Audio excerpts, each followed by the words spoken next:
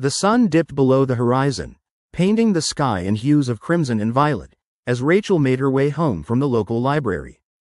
The autumn air smelled of fallen leaves, and a cool breeze tugged at her jacket. She clutched her books and hurried her pace, the excitement of finding a new thriller bubbling within her. That afternoon, she'd stumbled upon an old dusty tome wedged between two encyclopedias. Its leather cover was cracked and age-worn, the title, Chronicles of Eternity, embossed in faded gold. Something about it had tingled at her curiosity and pulled her into its adventurous narratives.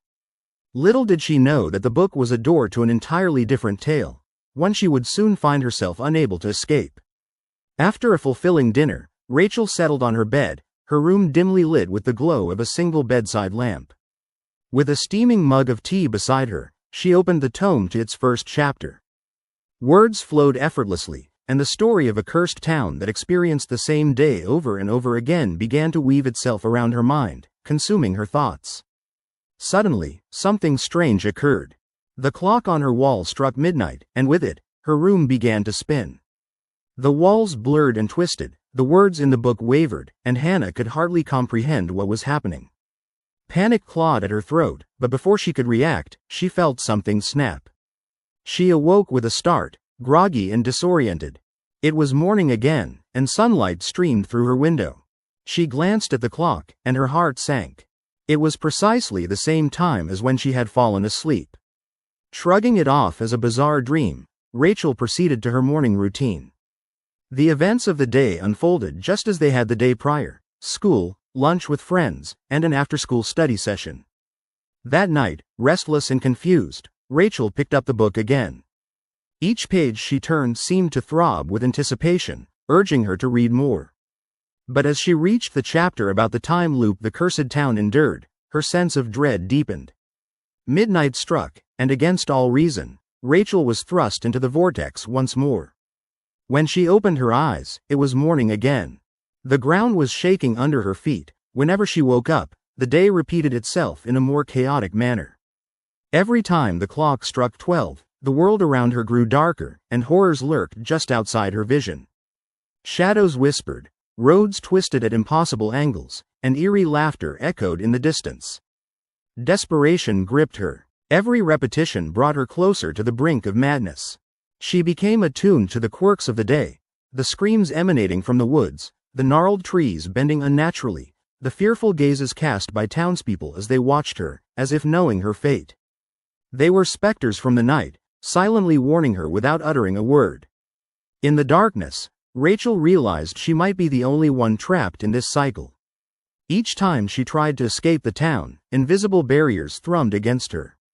It was tied to the book, the very essence of its narrative somehow binding her to the cursed timeline.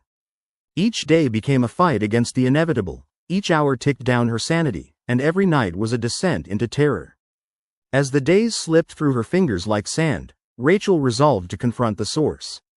She sought out the dilapidated house at the edge of town, a place rumored to hold the secrets of those trapped before her.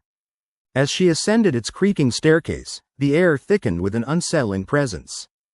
It felt as if she were walking through veils of fog intertwined with the whispers of those who had come before her. At the top of the stairs, she opened a door that led to a dimly lit room. The walls were lined with mirrors, each reflecting distorted versions of herself, memories shrouded in shadow. In the center lay an ancient altar and a stack of identical, weathered books, copies of the one she had found. Recalling the words of the book, she understood that she needed to break the cycle. She flipped to the final chapter, where it spoke of acceptance, of embracing one's fate and acknowledging the choices made. As she read the words aloud, the mirrors trembled, and shrill screams reverberated around her. In the whispers of the mirrors, she heard her name being called in a cacophony of despair.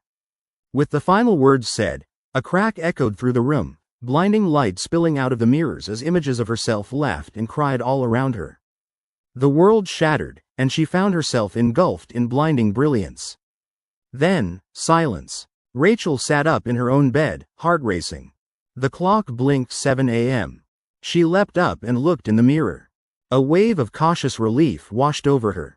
No longer trapped, she rushed through her morning, feeling the weight of every single second stretch infinitely before her.